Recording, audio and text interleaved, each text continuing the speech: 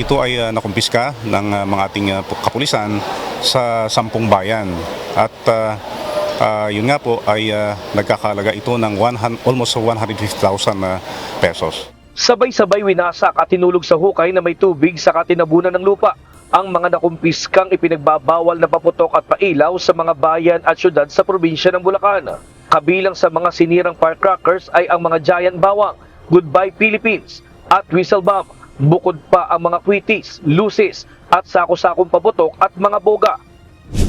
Ang nakikita natin ngayon ay yung actual na disposal na kung saan nga ay inihuhulog yung mga nakumpiskang mga illegal na pinagbabawal na paputok dito sa Bulacan na sa tulong ng PNP ay kasalukuyan ngayong idinidispose.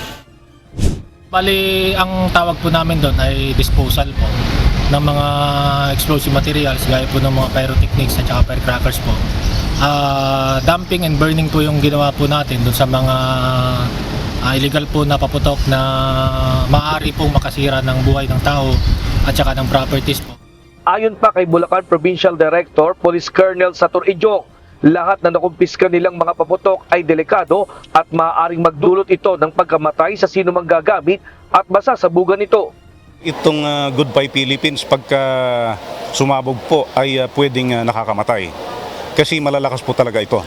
Kung kaya't itong mga plapla, mga bawang na malalaki, 5-star na malalaki, ay talagang pinagbabawal yan. Kasi aside from yung magkakaroon ka ng serious injury, ay pwede pong ikamatay ng tao po. Ayon naman kay Lea Alapide, Presidente ng Philippine Pyrotechnics and Manufacturers and Dealers Association Incorporated o PPMDAI, wala namang problema kung inspeksyonin ang mga tindahan at mga pagawaan ng paputok. Ang mahalaga ay mahuli ang mga nagbebenta ng fly-by-night na paputok na ipinagbabawal ng mga otoridad. Sa ngayon po ang pinapairal po ng ating DTI ay yung may PS Mark certification.